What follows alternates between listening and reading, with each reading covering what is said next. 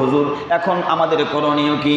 ভাইরা আমার, বন্ধুরা আমার, এক নম্বরে যেটা করণীয় আমার থিওরি অনুযায়ী সেটা হলো আমরা আগে নিজে আল্লাহ রাব্বুল আলামিনের কাছে তওবা করে নিজের গুনাহের জন্য আগে মাফ চাইব।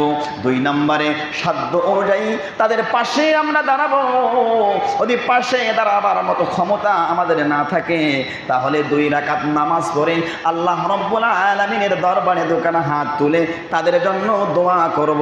যারা মৃত্যুবরণ করেছে তাদেরকে যেন আল্লাহ শহীদি মর্যাদা দান করে জান্নাতের সুউচ্চ মাকাম দান করে। আর যারা দুনিয়ায় এখনো জীবিত আছে আল্লাহ তাদেরকে যেন সুস্থ রাখেন, তাদেরকে ভালো রাখেন এবং তাদেরকে স্বাভাবিক অবস্থায় আল্লাহ রাব্বুল আলামিন যেন আবার ফিরিয়ে আনেন। পারবো তো ইনশাআল্লাহ? ভাইরা আমার, বন্ধুরা আমার, আল্লাহর হাবিব জনাবে মুহাম্মদুর রাসূলুল্লাহ সাল্লাল্লাহু আলাইহি ওয়াসাল্লামের একজন সাহাবী, যে সাহাবী সব থেকে গরিব ছিলেন, সেই সাহাবীর কি নাম আপনারা জানেন? জানেন না? যখন আমি বলবো তখন বলবেন হুজুর জানি, মুখস্থ ঠোঁটস্থ সব কিছুই আছে, কিন্তু ওই সাহাবীটা সব থেকে বেশি গরিব এইটা জানতাম না। কি বলেন? কি বলেন? ভাইরা আমার, হযরতে বিলাল হাবশী রাদিয়াল্লাহু তাআলা আনহুর নাম শুনছেন নি? শোনেন নাই? হযরতে বিলাল হাবশী রাদিয়াল্লাহু তাআলা আনহু কুসকুসে কালার একজন মানুষ ছিলেন, হাতের তালু পর্যন্ত কালো ছিল, কিন্তু আল্লাহ রাব্বুল আলামিন তার অন্তরটাকে সাদা ধবধবা বানিয়ে দিয়েছে। হযরতে বিলাল রাদিয়াল্লাহু তাআলা আনহুর সম্পত্তি কি ছিল জানেন? শুনলে আশ্চর্য হয়ে যাবেন। হযরতে বিলাল রাদিয়াল্লাহু তাআলা আনহুর সম্পত্তি ছিল শুধু নাভির নিচ থেকে হাঁটুর নিচ পর্যন্ত ঢাকার জন্য একটা লুঙ্গি, এছাড়া তেনার আর কোনো সম্পত্তি ছিল না। এখন আমি আপনাদেরকে প্রশ্ন করতে চাই, রেখানাবাড়ি শাহী মসজিদের জামে মসজিদের বাবারা, আপনাদের কার কার এতটুকু সম্পত্তি আছে যতটুকু সম্পত্তি হযরতে বিলাল রাদিয়াল্লাহু তাআলা আনহুর ছিল? সবাই নিশ্চিন্তে উত্তর দেবেন, হুজুর তার থেকে অনেক সম্পত্তি বেশি আল্লাহ আমাকে দান করেছে।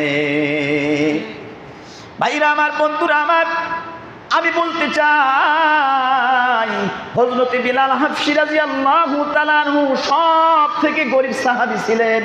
এই সাহাবীকে আল্লাহর রাসূল ডাক দিয়ে বললেন, রে বিলাল, তোমাকে একটা নসিহত করব। বলতেছে, ইয়া রাসূলুল্লাহ বলেন, আপনি কি নসিহত করবেন? আপনার নসিহত আমি পরিপূর্ণভাবে আদায় করব। বলতেছে, রে বিলাল, আমি জানি তোমার পরনের লুঙ্গি ছাড়া তোমার আর কোনো তবিল নাই, তোমার আর কোনো ক্যাশ নাই, তুমিও কিন্তু আল্লাহর রাস্তায় দান করবা। সুবহানাল্লাহ। তা আসতে বলেন কেন? ভাইরা আমার, বন্ধুরা আমার, তাহলে আমিও বলতে পারবো, এ মসজিদের বাবারা, যার বিলাল রাদিয়াল্লাহু তাআলা আনহুর থেকে সম্পত্তি বেশি রয়েছে তাদেরকে আমি বলতে চাই, আপনারা বন্যাত্মক লোকদের জন্য সাহায্য করবেন। আল্লাহর হাবিব যেমন করে তার সাহাবী গরিব ছিলেন তাকে নসিহত করেছেন, তুমি আল্লাহর রাস্তায় দান করো, কিন্তু আমি ইমাম সাহেব হয়ে আপনাদেরকে নসিহত করতেছি, যেহেতু আল্লাহ রাব্বুল আলামিন আপনাদেরকে বিলাল রাদিয়াল্লাহু তাআলা আনহু থেকে সম্পত্তি বেশি দিয়েছেন, যেহেতু আমি আপনাদেরকে নসিহত করব, আপনারাও আল্লাহর রাস্তায় দান করে দেন। পারবো তো ইনশাআল্লাহ? আল্লাহ সকলকে কবুল করুন। আল্লাহর হাবিব মুহাম্মদুর রাসূলুল্লাহ সাল্লাল্লাহু আলাইহি সাল্লাতু ওয়াসসালাম মসজিদে নববীর ভিতরে বসে বয়ান করতেছেন। আল্লাহর হাবিবের কাছে একজন লোক এসে বললেন, ইয়া রাসূলুল্লাহ, ইয়া হাবিবাল্লাহ, আমি আপনার কাছে মেহমান হতে চাই। আল্লাহর হাবিব মুহাম্মদুর রাসূলুল্লাহ সাল্লাল্লাহু আলাইহি ওয়াসাল্লাম বললেন, আলহামদুলিল্লাহ, আমার কি সৌভাগ্য যে আজ আমি একজন মেহমান অনেকদিন পর পেয়েছি। আল্লাহর হাবিব মুহাম্মদুর রাসূলুল্লাহ সাল্লাল্লাহু আলাইহি ওয়াসাল্লাম খুশি হয়ে গেলেন। খুশি হয়ে একজন খাদেমকে পাঠিয়ে দিলেন যে, খাদেম আর দেরি করো না, আমার একজন মেহমান আমি পেয়েছি, যাও যাও আমার বাড়িগুলোতে একটু খোঁজ খবর নিয়ে আসো, মেহমানকে মেহমানদারি করবার জন্য কোনো কিছু বাড়িতে আসে না নাই। হুজুর পাক সাল্লাল্লাহু আলাইহি ওয়াসাল্লামের খাদেম বাড়িতে চলে গেলেন। বাড়িতে গিয়ে একজন বিবি নয়, দুইজন বিবি নয়, প্রত্যেকটা বিবির দুয়ারে দুয়ারে যে সালাম জানাইলেন। বললেন, আম্মা জান, আপনাদের বাড়িতে খাবার কি কোনো কিছু আছে নাকি? কয়, কেন? আল্লাহর হাবিব মুহাম্মদুর রাসূলুল্লাহ সাল্লাল্লাহু আলাইহি ওয়াসাল্লামের একজন মেহমান কিন্তু আসছে। আল্লাহর হাবিব মুহাম্মদুর রাসূলুল্লাহ সাল্লাল্লাহু আলাইহি ওয়াসাল্লামের স্ত্রীগণ জবাব দিয়েছে যে আমাদের বাড়িতে শুধুমাত্র পানি ছাড়া আর খাবার কোনো বস্তু বাড়ির ভিতরে নাই। সুবহানাল্লাহ, আসতে গেলেন জ্ঞান। কোন নবী, কোন নবী?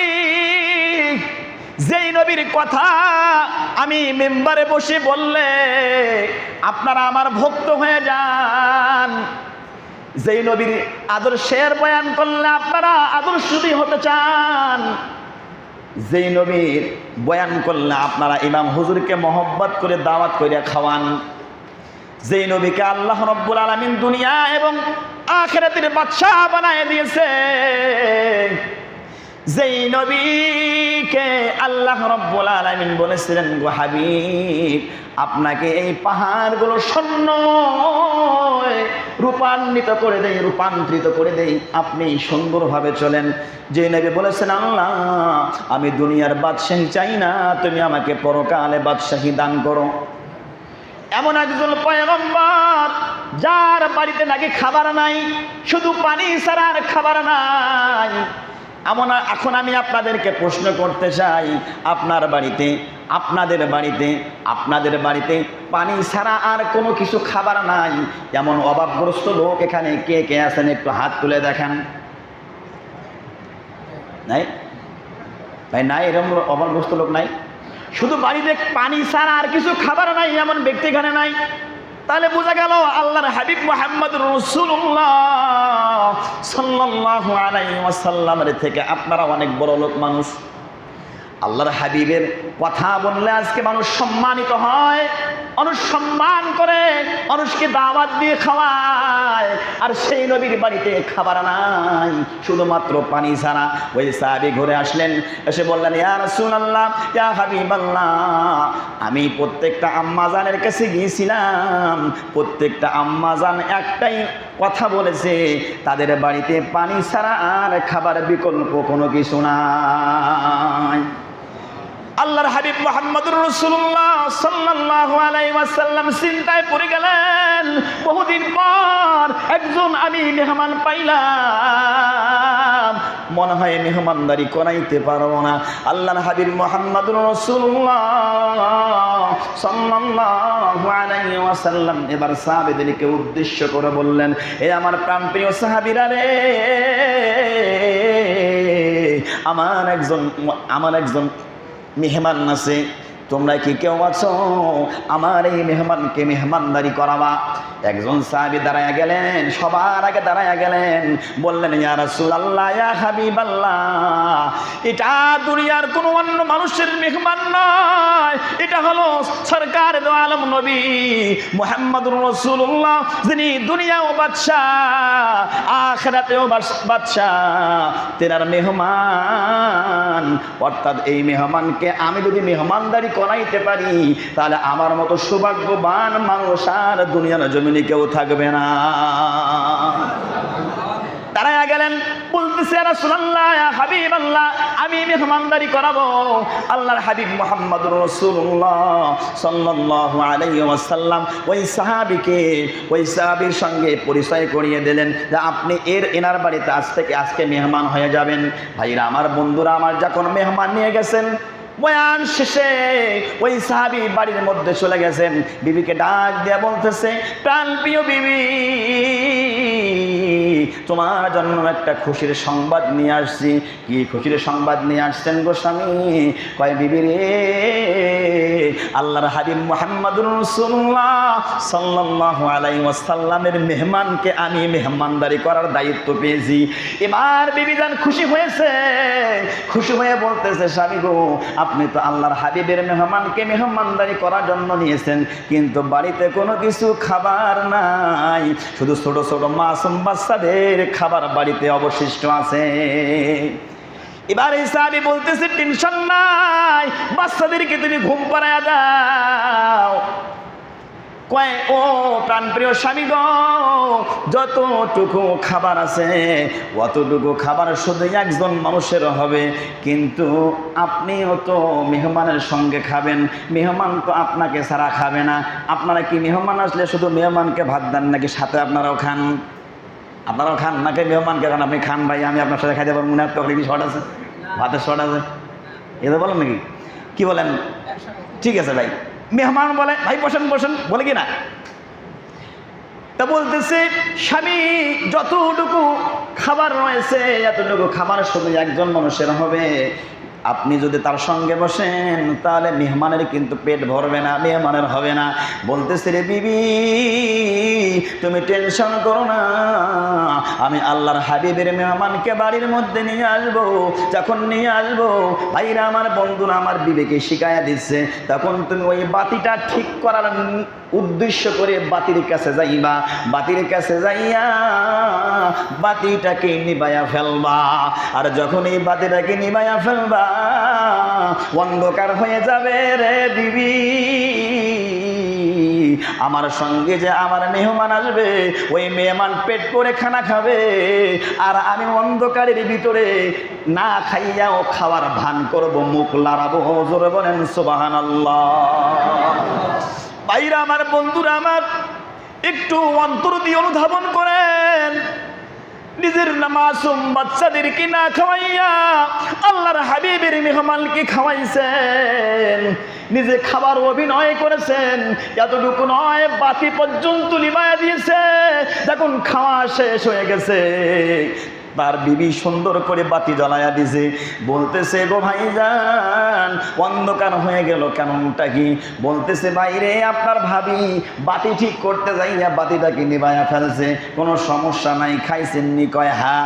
এইরকম করে মেহমানদারি করাবার পর, ও ভাইরা আমার, বন্ধুরা আমার, যখন ওই সাহাবীকে লইয়া মেহমানদারি সম্পূর্ণ হওয়ার পরে আল্লাহর হাবিব মুহাম্মদুর রাসূলুল্লাহ সাল্লাল্লাহু আলাইহি ওয়াসাল্লামের দরবারে হাজির হয়েছেন, ওই দিক দিয়ে আমার আল্লাহ রব্বুল আলামিন শুধু মুস্কি মুস্কি হাসে।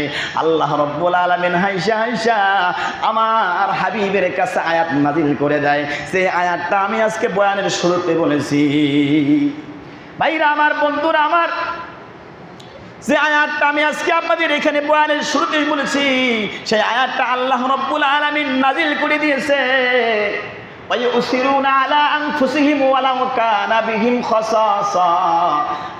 আল্লাহর হাবিবকে আল্লাহ জানায়া দেন, গো হাবিব, যারা নিজেরাই ভোকা অবস্থায়, যারা নিজেরাই না খাইয়া অন্যজনকে খাওয়ায়, যারা নিজে না খাওয়াইয়া অন্যজনকে খাওয়ায়, আমি আল্লাহ রব্বুল আলামিন বলে দিলাম, তারাই দুনিয়া ও আখিরাতে সফল কাম। এত আস্তে সুবহানাল্লাহ বলেন কেন? হুজুর সব বয়ান করেন কিন্তু টাকা চাইেন না, এটা ভালো লাগে না। ভাইরা আমার, বন্ধুরা, আমি বলতে চাইতেছি, আল্লাহ রব্বুল আলামিন কতটা খুশি হলে ওই সাহাবীর জন্য আয়াত নাজিল করে দেন, একটু চিন্তা ভাবনা করলেই আপনারা বুঝতে পারবেন। ওই সাহাবী যখন চলে আসলেন, আল্লাহর হাবিবের কাছে মেহমান আবার বুঝাইয়া দিবেন, বলবেন, ইয়া রাসূলুল্লাহ, ইয়া হাবিবাল্লাহ, আপনি যে মেহমান আমাকে দিয়েছেন, সেই মেহমান আমি নিয়ে আসছি। নিয়ে আসার পরে বলতেছে, ও সাহাবী, তোমাকে দেখে তো আমার আল্লাহ মুস্কি মুস্কি হাসে, যার কারণে আমি রাসূলও তোমাকে দেখে হাসতেছি, তুমি কি বুঝতেছো না? কয়, ইয়া রাসূলুল্লাহ, কি কারণে হাসতেছেন বুঝতেছি না।